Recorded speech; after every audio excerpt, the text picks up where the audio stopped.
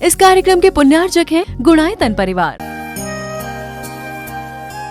गुणायतन परिवार द्वारा भोपाल में बड़ी सार्थक पहल की गई है, जिसमें बच्चों को संस्कार युक्त और गुणवत्तापूर्ण शिक्षा देने का मौका मिल रहा है। ये बच्चों की व्यवस्था की गई है, जिसमें 6वीं 7वीं के बच्चे इस साल लिए जाएंगे और 11वीं 12वीं और सीए फाउंडेशन के बच्चों को यहाँ रखा जाएगा।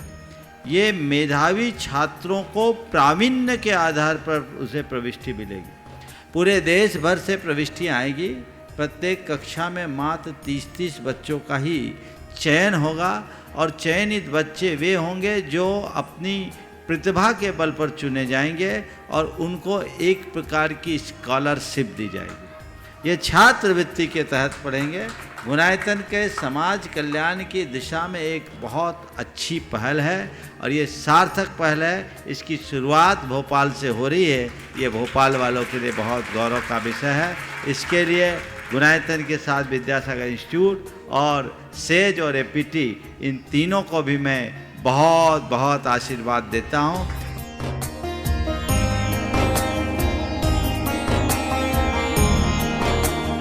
एक आदर्श और व्यवस्थित दिनचर्या का लक्ष्य प्राप्ति में बहुत बड़ा योगदान होता है।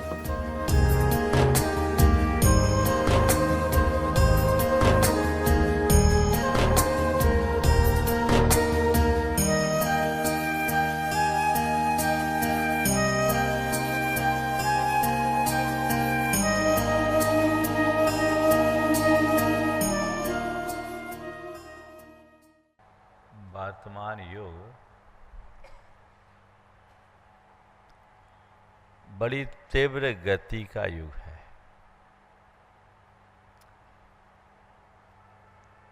एक अंतहीन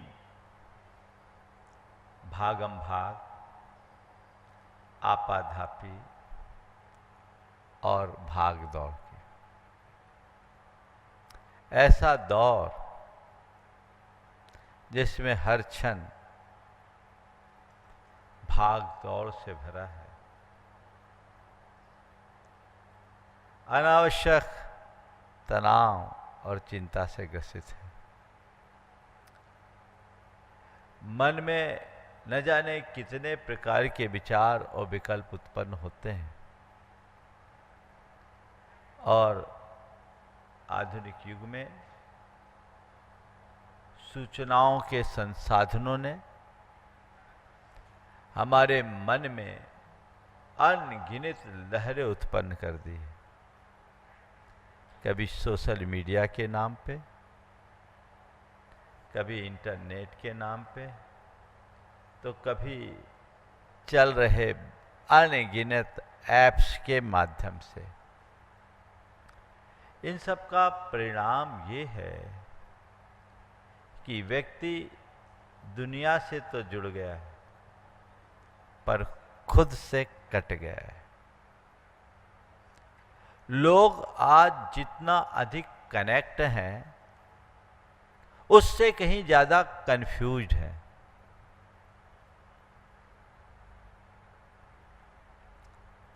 सवाल, आखिर इसका समाधान क्या है? आज हर व्यक्ति दिशाहीन सा हो गया है। वो एक ऐसे चौराहे पर अपने आप को खड़ा महसूस करता है जहां से किधर जाए, क्या करे, कुछ पता ही नहीं। बड़ी किंग कर्तव्य विमूढ़ता सी स्थिति है, एक पसोपेश और असमंजस की स्थिति है। और सबसे बड़ी विडंबना तो यह है कि व्यक्ति की निर्णयहीनता और निर्णय क्षमता की कमी और निर्णयहीनता की वृद्धि बहुत तेजी से हो रही है। इन सब का समाधान क्या है? चुनौतियां ढेर सारी है, पर समाधान, सबका समाधान केवल आध्यात्मिकता में है। भावना योग एक ऐसा प्रयोग है जो हमें आध्यात्मिक रूप से समुन्नत बनाता है। जो हमें भीतर से मजबूती और स्थिरता प्रदान करता है। भावना योग का संबंध है केवल शारीरिक रूप से स्वस्थ रहने तक अथवा केवल मानसिक स्थिरता को प्राप्त करने तक नहीं है। भावना योग का संबंध बहुत गहरा है। यह हमें शारीरिक मानसिक रूप से स्वस्थ और स्थिर बनाते हुए भावनात्मक संतुलन के साथ हमारी चेतना को परिष्कृत करने का मार्ग बताता है, जिसके बल पर हम अपनी चेतना का एक आध्यात्मिक निखार कर सकते हैं। और जो मनुष्य आध्यात्मिक रूप से जितना मजबूत होता है, उसका जीवन उतना ही सहज, शांत, संयत, संतुलित और स्थिर होता है। जीवन में सहजता, जीवन में शांति, जीवन में संयम, जीवन में संतुलन अथवा स्थिरता लाना चाहते हो तो आध्यात्मिकता से जुड़ना है। आध्यात्मिकता का संबंध है केवल ऊपरी धार्मिक क्रियाओं और कर्मकांडों तक नहीं है। आध्यात्मिकता का संबंध गहन भीतर अपनी अंतरात्मा से जुड़ने से है। प्राय लोग साधना का मतलब अपनी धार्मिक क्रियाएं उपासनाओं को लेते हैं, पर यह साधना का बाहरी रूप है। असली साधना वह अभ्यास है जो हमारी आत्मा को विशुद्ध बनाता है। आध्यात्मिक साधना ही हमारी आत्मोपलब्धि का आधार है। भावना योग हमें उस आध्यात्मिकता से जोड़कर जीवन की पवित्रता का आधार देता है और हमारे जीवन में स्थायी रूप से सुख, शांति और प्रसन्नता का संचार करता है। अंदर से हम कैसे हों, अध्यात्म का मतलब क्या है? आत्मा की ओर लौटने का नाम ही अध्यात्म है। आत्मनि अधि अध्यात्मम, जहां व्यक्ति का ध्यान अंतरात्मा की ओर हो, जहां आत्मा को लक्ष्य लेकर व्यक्ति आगे बढ़े और आत्म शुद्धि ही जिसके जीवन का ध्येय बन जाए, समझना वहां अध्यात्म है। भावना योग जब हम करते हैं, प्रार्थना, प्रतिक्रमण, प्रत्याख्यान और सामायिक, इन चारों में शारीरिक, मानसिक और भावनात्मक संतुलन के साथ साथ मुख्य केंद्र है आत्मा। जब मैं सहज हूँ, शांत हूँ, शुद्ध आत्मा हूँ, सहजो हम, शांतो हम, शुद्धो हम और सोहम की बात करते हैं, तो हमें अपने भीतर की आत्मा का एहसास होता है। हम दो तरह की अतियों में जीते हैं। कुछ लोग हैं जो कोरे कर्म कांडों तक अपने आप को सीमित रखते हैं, उसी में अपने आप को कृतार्थ मानते हैं। और कुछ लोग हैं जो शुष्क ज्ञान की बातें भर करते हैं।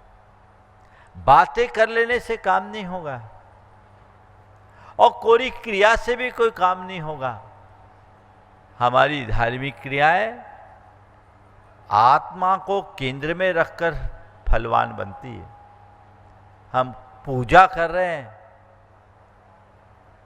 ये दूसरी बात है, क्यों कर रहे हैं ये पहली बात।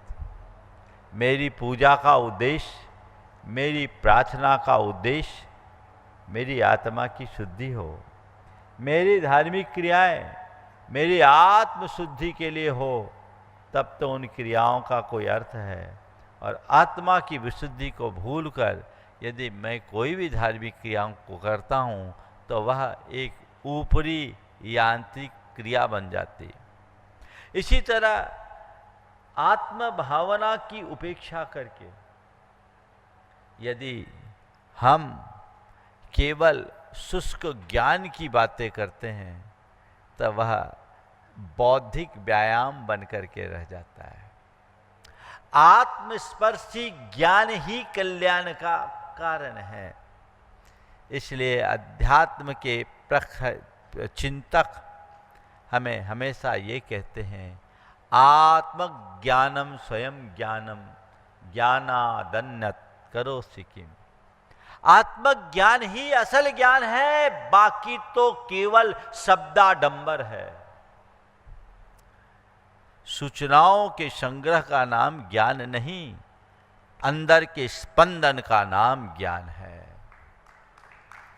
वही ज्ञान ज्ञान कहलाता है जो हमें अनुभूति तक ले जाए। अनुभूति शून्य ज्ञान ज्ञान नहीं, अज्ञान है। भावना योग हमारे भीतर ऐसी आध्यात्मिक क्रांति प्रकट करता है जिसके बल पर हम शरीर और आत्मा के भेद विज्ञान को न केवल जानते हैं अपितु अपनी भावना के बल पर उसका अनुभव भी करते हैं। हमारी साधना का केंद्रीय तत्व यही है, भेद विज्ञान की अभिव्यक्ति और उसकी अनुभूति। जब हम हर पल ये भावना भाते हैं कि मैं शुद्ध आत्मा हूँ, मैं चैतन्य आत्मा हूँ, मैं सहज आत्मा हूँ, मैं शांत आत्मा हूँ, शुद्धोहम सहजोहम शांतोहम सोहम जैसी बातों को बार बार दोहराते हैं तो हमारे संस्कार शरीर से ऊपर उठकर आत्मा के स्तर पर आ जाते हैं। अभी तक जन्म जन्मांतरों के संस्कार कुछ ऐसे बने हुए हैं कि हम देह के धरातल से ऊपर उठ ही नहीं पाते। हमारा सब चिंतन शरीर के स्तर पर होता है। हम शरीर के स्तर पर जीते हैं, थोड़ा आगे बढ़े तो विचारों तक चले जाते हैं, और आगे बढ़ जाए तो भावनाओं में चले जाते हैं। लेकिन मैं न तो शरीर हूं, न विचार हूं और न ये भावना हूं। मैं इन सब से परे एक आत्मा हूं। वो मैं आत्मा हूं जो इनसे परे शरीर ये ऊपर का चोला है, विचार हमारे मन का स्पंदन है और भावना हमारे संस्कारों की अभिव्यक्ति। लेकिन आत्मा इन सब का केंद्र है, जिसके साथ शरीर भी जुड़ा है, विचार भी जुड़े हैं, भाव भी जुड़े हैं। शरीर उत्पन्न होता है, नष्ट होता है, विचार बनते हैं, बदलते हैं, भावनाएं प्रकट होती है, विनष्ट होती है, लेकिन आत्मा अजर अमर अविनाशी है, शाश्वत है, वह मैं हूं। ये भाव बोध जब अंतर मन में जागता है तब भेद विज्ञान प्रकट होता है। बार बार वही भावना भाइये दोहराइए, मैं क्या हूं? क्या हूं? आत्मा हूं। बौद्धिक स्तर पर तो हम ये बोल देते हैं, हृदय के स्तर पर ये निकलना चाहिए। भावना योग हमारे हृदय में बाज बिठा देता है। कुछ भी करते हुए अपने स्वरूप का बोध बने रहना ही आध्यात्मिक चेतना की अभिव्यक्ति का प्रमाण है। सब कुछ करते हुए भी स्वयं में रमे रहने का भाव तब जगता है जब ऐसा भेद विज्ञान प्रकट होता है। अभी हमारे साथ तो उल्टा ही है। हम लोग बाहरी दुनिया के भ्रमजाल में इस तरह से उलझ गए हैं कि अपने आप को ही भूल बैठे हैं। बोलो, है अपने होने का पता, है अपने वजूद का पता, है अपने अस्तित्व का आभास। इन सब को भूलकर एक आभासी दुनिया में जी रहे हैं, जिसकी चर्चा भी थोड़ी देर बाद करूंगा। व्यक्ति आज अपने से ही दूर हो गया है, अपने स्वरूप से अनजान है, और जब तक ये स्वरूप से अनजान बने रहेंगे तब तक संसार में भटकेंगे और दुखों के पात्र बने रहेंगे। संत कहते हैं यदि अपने दुखों से स्थायी रूप से मुक्ति चाहते हो तो अपने आप को जानो, अपने आप को पहचानो। मैं कौन हूं इसे जानने की कोशिश करो। जब ये बात अंतर मन में जगती है तो चीजें पूरी तरह परिवर्तित हो जाती है और इस आध्यात्मिकता से हमारी आसक्ति मिटती है, हमारा मन शांत होता है, हमारी भावनाएं सुधरती है, नकारात्मकता एक समाप्त होती है, सकारात्मकता का संचार होता है। भावना योगी बनने का मतलब है अपने भावों और विचारों को साधने में समर्थ होना और आत्मा के स्तर पर जीने का अभ्यासी बनना। आत्मा के स्तर पर जीने का अभ्यासी बनने का मतलब संसार की सारी उपलब्धियों को महज एक संयोग मानना और इष्टानिष्ट संयोग वियोगों में अपने आप को स्थिर बनाए रखना। हर पल अपने भावों को विशुद्ध और निर्मल बनाकर पवित्रता, कोमलता, करुणा, प्रेम और सद्भावना के साथ जीना, समता और शांति मूलक जीवन जीना, जीवन में स्थिरता बनाए रखना एक आध्यात्मिक व्यक्ति की पहचान है। थोड़ा सा हम अपने अंदर उतर कर देखें, मेरी स्थिति क्या है, मैं आध्यात्मिक हूं या नहीं। आपसे अगर कहा जाए कि ये बड़े आध्यात्मिक पुरुष हैं तो आपको अच्छा लगेगा ना, लेकिन बहुत कम लोगों के साथ ऐसा कहने का योग होता है। ये बड़े धार्मिक है, ये तो कहने में आ जाता है ना। और आप सब यहां बैठे सब धार्मिक है, मैं भी कह रहा हूं। धार्मिक नहीं होते तो अभी तो पता नहीं कहीं और होते। यहां आना आपकी धार्मिकता का प्रमाण है, आपके धार्मिक होने की पहचान है। अच्छी बात है। धार्मिक कौन है? जो धर्म की क्रिया करता है, धार्मिक क्रियाओं में रुचि रखता है, धार्मिक संस्कारों से ओतप्रोत होकर हमेशा अच्छे कार्य करने में तत्पर रहता है, वो धार्मिक है ना। तो धार्मिक तो हो गए, लेकिन कोई जरूरी नहीं कि जो धार्मिक हो वो सुखी हो। मेरी बात को गहराई से सुनना। कोई जरूरी नहीं जो धार्मिक हो वो सुखी हो, जो धार्मिक हो स्वस्थ हो, जो धार्मिक हो वो शांत हो, जो धार्मिक हो वो संयत हो। कोई जरूरी नहीं। बहुत से ऐसे धार्मिकों को देखोगे जो अंदर से बहुत दुखी मिलेंगे, अंदर से टूटे हुए मिलेंगे, बड़े अशांत मिलेंगे, उद्विग्न मिलेंगे, घोर असंयम दिखेगा, अनाचार उनके जीवन में दिखेगा, पाखंड भी दिख जाएगा, बड़े क्रोधी, अहंकारी और बदमिजाजी भी मिलेंगे, बात बात में गुस्सा करेंगे। हैं?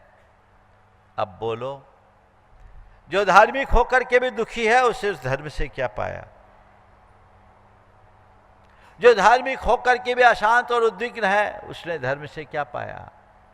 धार्मिक होने के उपरांत भी जिसके जीवन में असंयम और असंतुलन है उसने धर्म से क्या पाया? धार्मिक है और फिर भी क्रोधी है। मैं तो कई ऐसे धार्मिकों को देखा जो भगवान के सामने ही महाक्रोधी बन जाते।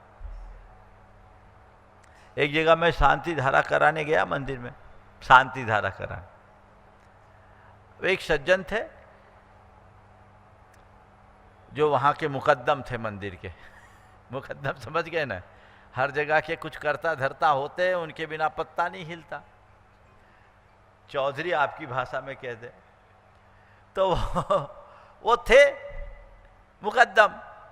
अब क्या हुआ, एक नया आदमी आया, उसने शांति धारा का कलश अपने हाथ में रखा,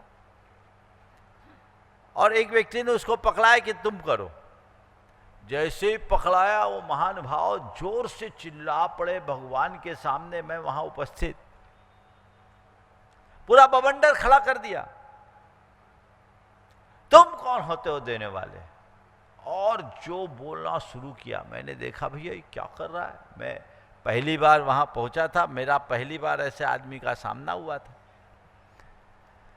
मैंने देखा तो और लोगों को भी तकलीफ हुई कि महाराज के सामने इस तरह की बात कर रहा है। एक ने धीरे से कहा, महाराज इसका रोज का यही काम है, रोज की आदत है गुस्सा करना। और था पावरफुल कमेटी का मुखिया कोई कुछ बोल भी नहीं पाए। लोगों ने मुझसे कहा, बोला अभी इसको कुछ बोलने से फायदा नहीं। लोगों से ही मैंने धीरे से कहा, झेलो और कोई उपाय नहीं। बाद में मैंने उसे एकांत में बुलाया और मैंने उससे कहा कि तुम कितने सौभाग्यशाली हो कि आज तुम मंदिर में रोज भगवान का अभिषेक पूजन करने आते हो।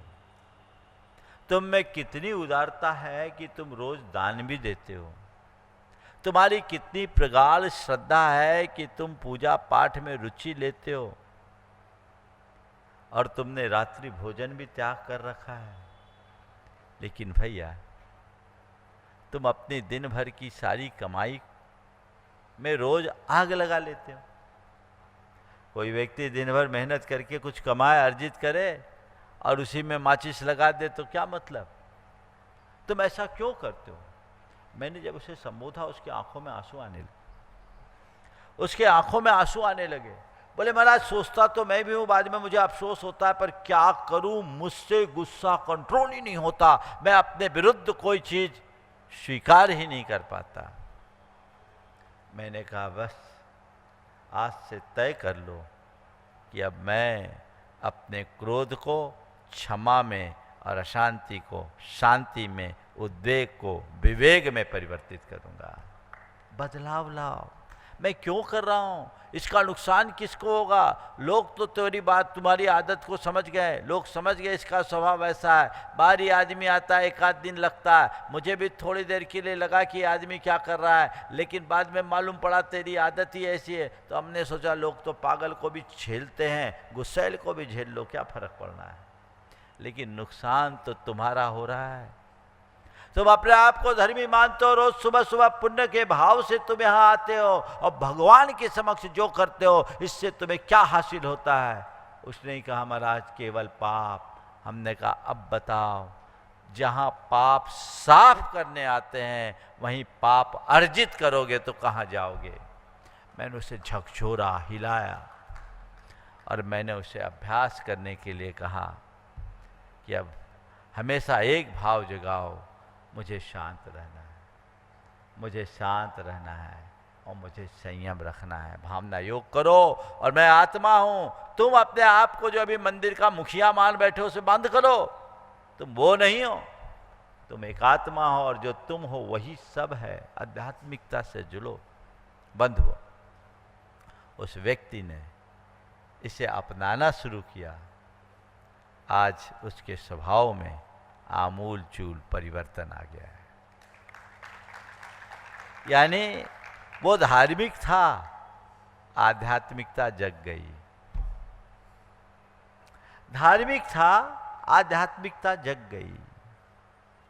धर्मी का कल्याण हो ये पक्का नहीं है, पर आध्यात्मिकता के कल्याण में कभी कोई संशय नहीं। और देखो, एक धार्मिक व्यक्ति की अवधारणा में और एक आध्यात्मिक व्यक्ति के दृष्टिकोण में मौलिक अंतर होता है। धार्मिक व्यक्ति ओम ओम शांति, गहराई से सुन भाई, तुम्हारी बात कर रहा हूं। धार्मिक व्यक्ति की अवधारणा में और आध्यात्मिक व्यक्ति के दृष्टिकोण में मौलिक अंतर होता है।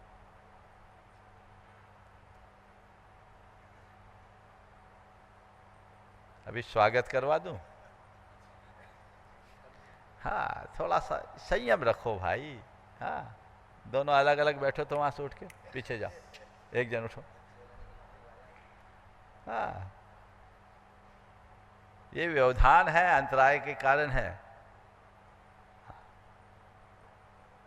ये सब धार्मिकों की पहचान है। आध्यात्मिक बनते तो संयत होकर के जीते। तो मैं कह रहा था कि धार्मिक व्यक्ति की अवधारणा और आध्यात्मिक व्यक्ति के दृष्टिकोण में अंतर है।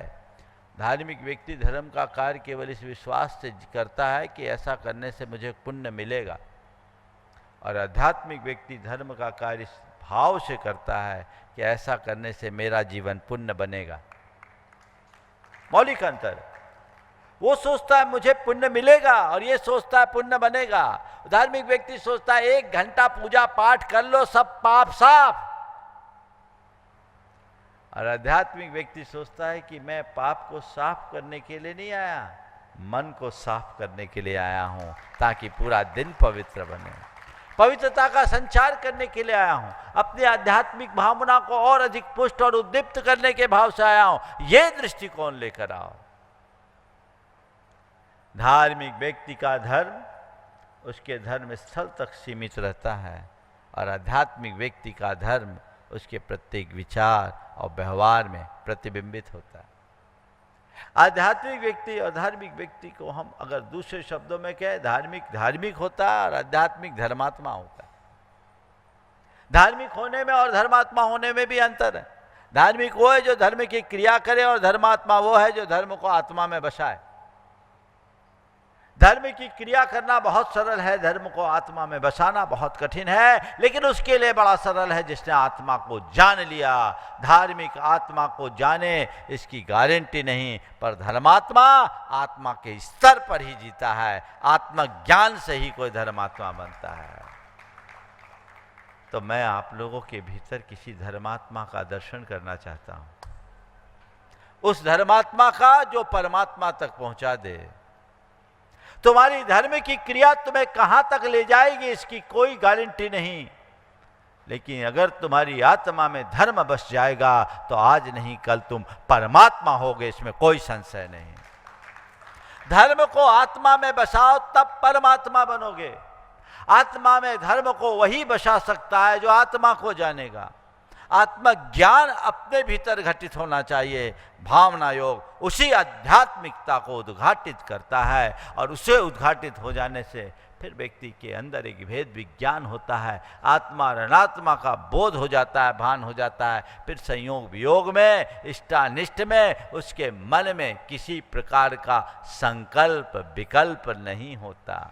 वो एक ही बात अपने हृदय में अच्छे से बिठा लेता है, या उसके हृदय में ये बात गहराई से स्थापित हो जाती है। एगो हम सासदो आदा नान दंसन लखनो शेषा में बाहिरा भावा सव्वे संजोग लखना। मैं एकमात्र ज्ञान दर्शन लक्षण वाला शाश्वत आत्मा हूं। मैं एक शाश्वत आत्मा हूं, अजर अमर अविनाशी, जो ज्ञान दर्शन लक्षण स्वभावी है। उससे भिन्न जितने भी बाह्य पदार्थ हैं वे महज संयोग लक्षण वाले हैं। मेरे पास है, मेरे नहीं है। एक परमाणु भी मेरा नहीं है। जो मेरा ही नहीं तो उसको पाना क्या, और जो मेरा नहीं उसका खोना क्या। न कुछ पाने योग्य है, न कुछ खोने योग्य है, न अपनाने योग्य है, न त्यागने योग्य है, न इष्ट है, न अनिष्ट है, न अच्छा है, न बुरा है। जो है सो है। ये विवेक अंतर मन में जगता है भावना योग के बदौलत। अभ्यास कीजिए हर पल मैं एक शुद्ध चैतन्य आत्मा हूं। फिर किसी ने आपकी प्रशंसा कर दी, बहुत प्रसन्नता नहीं होगी। मेरी क्या प्रशंसा, ये भी एक संयोग है। जो चंद उपलब्धियां हुई पुण्य के योग से, चाहे भौतिक उपलब्धि हो या भीतरी उपलब्धि हो, उपलब्धियां भी एक संयोग है। आज रहे कल रहे, कोई भरोसा नहीं।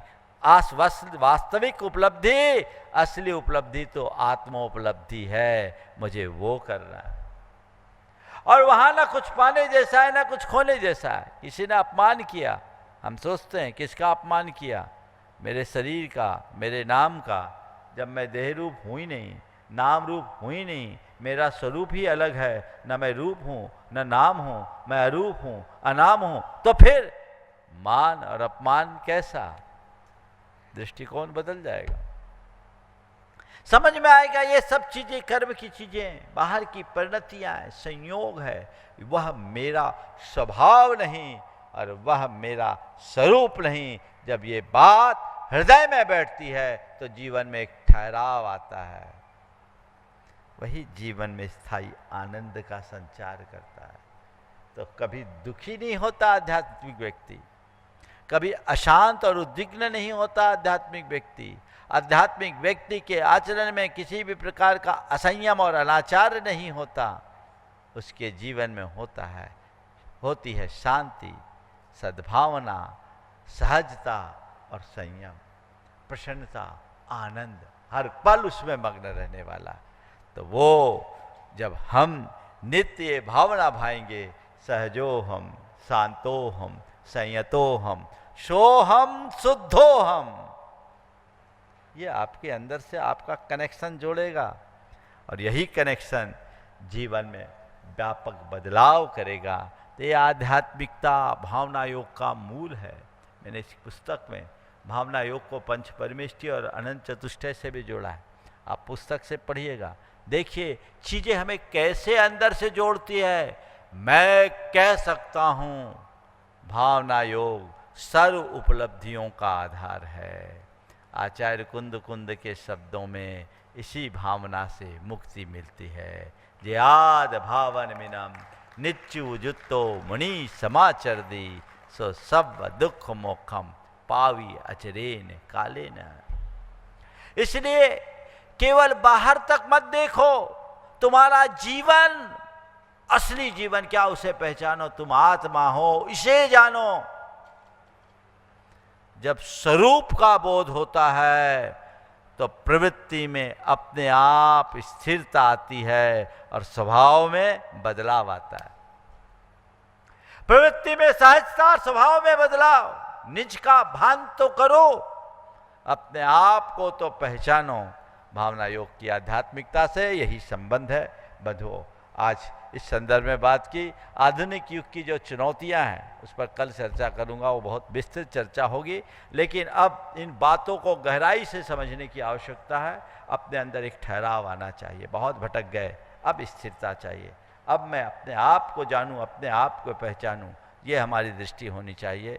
हम कब अपने और मुड़े, ये हमारा प्रयास और दृष्टिकोण होना चाहिए। बंधुओं, इसी दृष्टि से आने वाले 15 तारीख से 24 तारीख तक जो 9 दिवसीय प्रवचन माला है, जिसके विषयों की सूचना आप तक अभी पहुंची और बहुत जल्दी अन्य माध्यमों से भी आप लोगों को पहुंचेगी। आप लोगों की जिम्मेदारी है, आप खुद सुने, औरों को भी उसके लिए प्रेरित करें। एक ऐसा वातावरण बनाएं कि 9 दिवसीय प्रवचन माला में हर व्यक्ति यहाँ उपस्थित होकर के लाभान्वित हो। आप लोग भी जो घर पे बैठ कर के सुन रहे हैं, जो बहुत दूर है उनकी बात अलग है, लेकिन जो पास है वो और पास आए, ताकि न केवल प्रवचन सुनने का आनंद ले, अपितु इस पंडाल के ऊर्जा से भी अपने आप को और मंडित कर सके। ये प्रयत्न और पुरुषार्थ आप सबका होना चाहिए। दशलक्षण के 10 दिन हमारे जीवन के विशुद्धि भरे दिन हों। हम उन 10 दिनों में गुरु चरणों में अपना पूरा दिन आराधना के साथ, आध्यात्मिकता के साथ बिताएं। भोपाल वालों को ये अवसर है, उन्हें चाहिए कि 10 दिन सब संकल्प विकल्प से मुक्त होकर हम अपने पूरे दिन को धर्ममय बनाएं और जीवन का आनंद लें। और इसी के साथ जो सिद्ध चक्र महामंडल विधान है, आप उसके लिए भी अपना मन बनाएं। समय हो गया, यहीं पर विराम। बोलिए अहिंसा परमो धर्म की। मुलायतन परिवार द्वारा भोपाल में बड़ी सार्थक पहल की गई है, जिसमें बच्चों को संस्कार युक्त और गुणवत्तापूर्ण शिक्षा देने का मौका मिल रहा है। ये बच्चों की व्यवस्था की गई है, जिसमें 6वीं 7वीं के बच्चे इस साल लिए जाएंगे और 11वीं 12वीं और सीए फाउंडेशन के बच्चों को यहाँ रखा जाएगा। ये मेधावी छात्रों को प्रावीण्य के आधार पर उसे प्रविष्टि मिलेगी। पूरे देश भर से प्रविष्टियाँ आएगी। प्रत्येक कक्षा में मात्र 30-30 बच्चों का ही चयन होगा और चयनित बच्चे वे होंगे जो अपनी प्रतिभा के बल पर चुने जाएंगे और उनको एक प्रकार की स्कॉलरशिप दी जाएगी। ये छात्रवृत्ति के तहत पढ़ेंगे।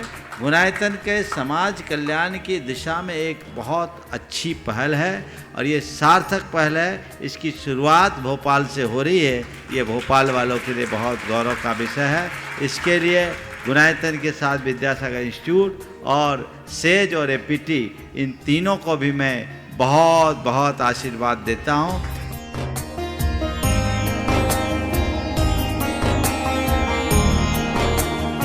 एक आदर्श और व्यवस्थित दिनचर्या का लक्ष्य प्राप्ति में बहुत बड़ा योगदान होता है।